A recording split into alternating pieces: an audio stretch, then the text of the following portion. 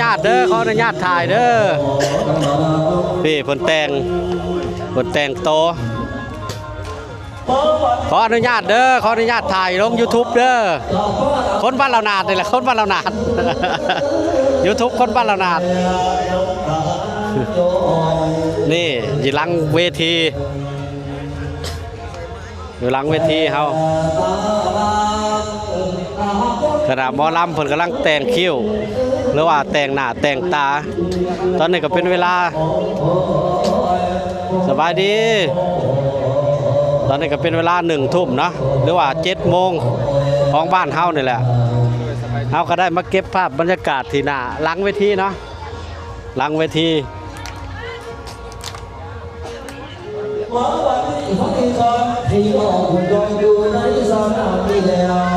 นี่บรรยากาศเพิ่นกำลังแต่งหน้าแต่งตาหมอลำขณะหมอลำเอาเบิ่งบรรยากาศให้พี่น้องได้เบิ่งได้ชมเนาะอันนี้เป็นหางเครื่องนี่สบายดีนี่มันอยู่หลังเวที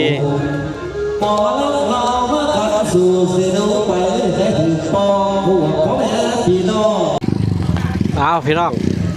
เปิดคลิปมาก็มาพบมาพอกกับซ่องปัญญมนคนบ้านเรานาดพี่น้องตอนนี้ก็เปิดคลิปอยู่ที่กลางบ้านเรานาดเมืองจำพรแขงสะวรรณเขตตอนนี้ก็อยู่กลางบ้านเด้อพี่น้องเด้อบ้านเกิดมนคนเรานาดหรือว่ามนบ้านนาตอนนี้ก็มาที่บ้านเรานาดพี่น้องเพราะว่าเฮากะข้ามแม่น้ำโขงมาจากกทมเนาะเพราะว่าเฮาไปใช้ชีวิตหรือว่าใช้อาชีพอยู่พุ่นพี่น้องการทำมาหากินอยู่ที่ประเทศไทยอยู่ที่กทมถ้ามีงานวัดหรือว่างานบุญงานประเพณีต่างๆมนต์บรรณาก็ได้มาที่บ้านเกิดพี่น้องตอนนี้ก็อยู่กลางบ้านที่ให้พี่น้องเบิ่งบรรยากาศอยู่ที่กลางบ้านอันนี้ก็เป็นบ้านเฮือนเพิ่นพี่น้องเป็นบ้านเฮือนเลยเพิ่นหรือว่าร้านค้าขายของซ้ำพี่น้องนี่เพราะว่ามนต์บรรณาก็สิบ่มีโอกาสถ่ายเนาะแต่เฮาก็ได้ถ่ายตอนงานบุญนี่แหละพี่น้องแต่กลางเว้นเฮาก็สิได้มื้อหรือเดินทางไปทำงานอยู่ที่กทมเนาะถ้าบ่มีงานบุญหรือว่างานวัดเฮาก็สิบ่ได้มาเนาะไปเฮาก็เดินเข้าไปที่วัดเลยแมนโอ้ยังแข็งแห้งอยู่เนาะ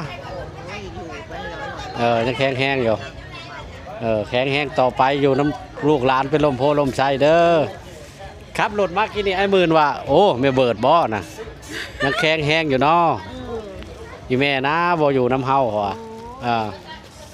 พอลูกได้รับได้ดีผัดไปอีแม่ก็ได้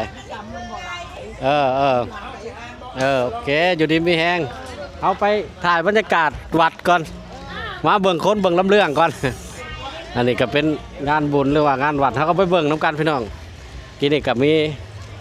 ป้าที่เพิ่นอยู่ในบ้านเรานานนี่แหละรุ่นแม่มนต์บรรณานี่แหละพี่น้องเขาไปเบิ่งน้ำกันเพราะว่าเขาก็อยู่กลางบ้านนะอยู่กลางบ้านหลังจากนั้นเขาก็สิได้เดินลงไปวัดหรือว่าย่างลงไปวัดพี่น้องอันนี้ไปค่าเช่าขายเพิ่นก็ขายของอันนี้ก็มีแบบว่าการแลกเปลี่ยนสนุกเฮฮางานบุญบ้านแถวชอปปลาวก็สิเป็นแบบนี้แหละพี่น้องอันนี้เพิ่นเอิ้นเศรษฐกิจน้ำครอบครัวเด้อพี่น้องเด้อให้พี่น้องทั้งฝั่งไทยฝั่งลาวเบิ่งนะและทั้งต่างประเทศพี่น้องทั้ง FC ทั้งฝั่งไทยนี่คือสิบ่มีเนาะถ้าเป็นงานวัดงานบุญไปสิเนาะไปเอาไปเบิ่งทั้งคน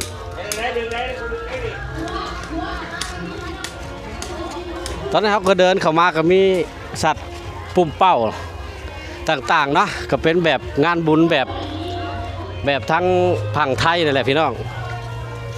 แบบฝั่งไทยแหละเพิ่นก็มีการค้าการขายแล้วก็มีลูกชิ้นฮอทดอกเป็นไข่เป็นยังเนาะแล้วก็ผลไม้นี่ก็สงสัยเอามาจากประเทศไทยพุ่นแหละเนาะพอค่าเนาะหรือเอามาแต่เวียดบ่พอค่าน้อยเขาก็เดินมาทุกพี่น้องอันนั้นก็เป็นฮอทดอกมีลูกชิ้นนี่ร้านค้าร้านขายเพิ่นที่งานบุญบ้านเรานาดคนบ้านอื่นเพิ่นมาขายอันนี้ก็เป็นผลไม้พี่น้องผลไม้ที่เพิ่นขาย นี่แม่ค้าสาวขายก็จะมาจากบ้านใดมนต์บรรณากับโบฮู้คือกันพี่น้องเขาก็ลงไปที่วัดเลยพี่น้องเห็นว่าประมืดนะนั่งเลยนะปากกระจาดเบ็ดตอนนี้เขาก็เดินเข้าที่วัดเลยพี่น้องอันนี้ก็เป็นวัดบ้านเหล่านาดเมืองจำพรแฝงสะวรรณเขตวัดบ้านเกิดของพญามนคนบ้านเหล่านาดพี่น้องเพราะว่าเขาก็ถ้ามีงานบุญงานวัดเขาก็ได้มาถูกปีงานใหญ่ๆเนาะพี่น้องมาเบิ่งไปค่าเช่าขายบรรยากาศนี่คือตลาดนัดอยู่ฝั่งไทยเลยแหละพี่น้องเลยนี่แบบเดียวกันเลยนี่มีเบิดพี่น้องเลยเขาก็เข้าไปวัดเลย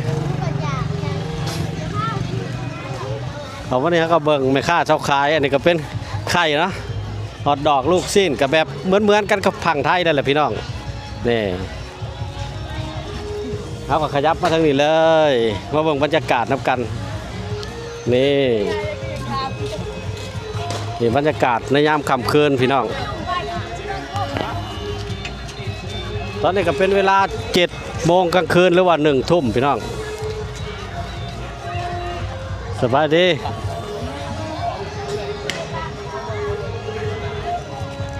พาพี่น้องมาเบิ่ง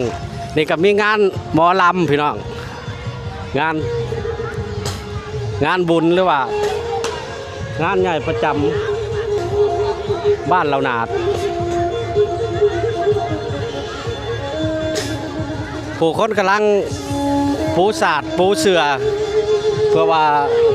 จะได้มาเบิ่งหมอลำเรื่องแล้วมาฟังหมอลำเรื่องมานอนหรือมาพักเนาะมานอนถ่าวะเนี่ยมานอนถ่าพี่น้องมาแต่ไกลบ่พี่น้องบ้านเหล่านาดพี่น้องบ้านเหล่านาดเองเนาะพี่น้องบ้านเหล่านาดพี่น้องบ้านเหล่านาดเองพี่น้องเอ้ยอันนี้ก็คือความ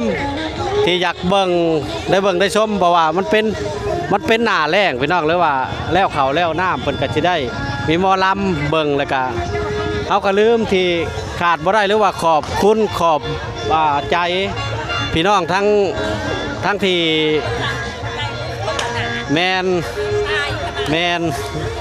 พี่น้องทั้ง USA เพิ่นมาจ้างหมอลำให้เบิ่งแล้วก็เพิ่นก็เฮ็ดภาพป่าที่ในงานวัดบ้านเหล่านาดในค่ำคืนนี่ตอนนี้มีแต่พี่น้องบ้านเหล่านาดเพิ่นว่าอันนี้ก็เป็นคณะหมอลำนี่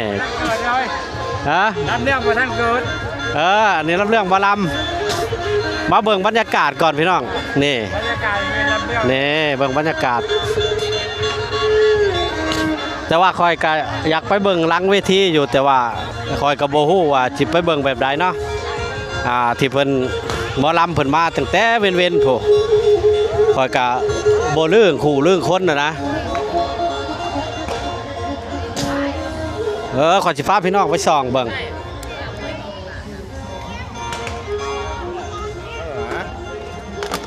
มาส่องเบิ่งบรรยากาศหลังบ้านก่อนบ่ว่าบ่เนาะถ่ายลง YouTube ก็ได้เนาะเด้เพิ่นเปิดเลยโอ้พี่คณะหมอลำเพิ่น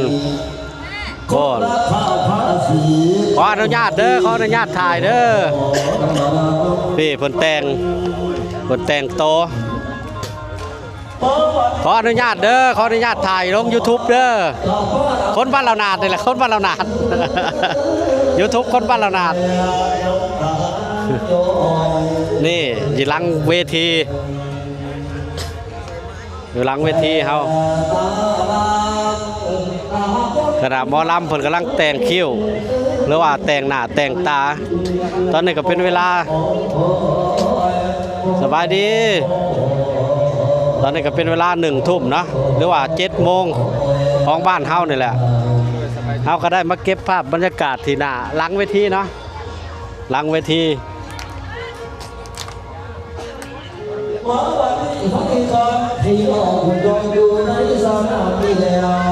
นี่บรรยากาศเพิ่นกำลังแต่งหน้าแต่งตาหมอลำขณะหมอลำเอาเบิ่งบรรยากาศให้พี่น้องได้เบิ่งได้ชมเนาะอันนี้เป็นหางเครื่อง นี่สบายดีสบายดีนี่มันอยู่หลังเวที